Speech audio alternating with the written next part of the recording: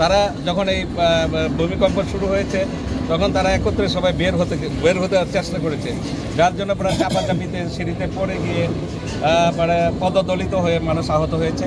আমি এখানে সকল রোগীকে আমি দেখেছি, তার মধ্যে একজনকে আমার মানে খারাপ মনে হয়েছে, তার মানে সে আনকনশাস, তার মানে জ্ঞান নাই, এবং তাকে সেই জন্য আমি অনুরোধ করেছি তাকে যে ঢাকায় বা গাজীপুর বা ময়মনসিংহ যেখানে তাদের পরিবারের জন্য সহজ হয় সেখানে তাকে মানে রেফার করার জন্য, এবং তাকে ইতিমধ্যে রেফার করা হয়েছে। এবং আমি এই হসপিটালের যে প্রধান উপজেলার স্বাস্থ্য কর্মকর্তা তাকে ফোন করেছি, সে চেষ্টা করছে আশেপাশে যারা ডাক্তার থাকে এখানে কর্মরত চিকিৎসকদের মধ্যে নার্স ডাক্তার তাদের সাথে যোগাযোগ করে তাদেরকে এই হসপিটালে নিয়ে আসার জন্য সে চেষ্টা করছে।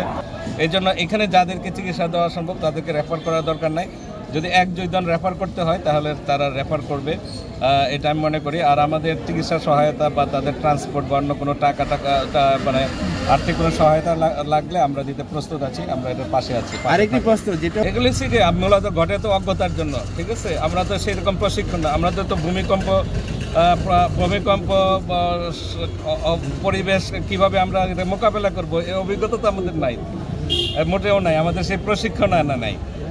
এবং আপনার ফায়ার দেখবেন যে আগুন লাগলেও দেখা যায় যে আমাদের হয়তো ফায়ার এক্সিট আছে, সেটা আমরা ব্যবহার করতেও জানি না, ব্যবহার করিও না, এবং ফায়ার এক্সটিংগুইশার থাকে যেটা দিয়ে মানে মানে ইমিডিয়েট মানে আগুন নিবানো যায়। আমরা আসলে কোন অবস্থায় আছি, আমাদের দেশের সার্বিক অবস্থাটা কি আমরা তো সেটা বুঝলাম। ওকে, থ্যাংক ইউ। দেশ থেকে $234 বিলিয়ন পাচার হয়েছে। $234 বিলিয়ন মানে 25 থেকে 26 লক্ষ কোটি টাকা, যা বাংলাদেশের 4 বছরের বাজেটের সমান টাকা।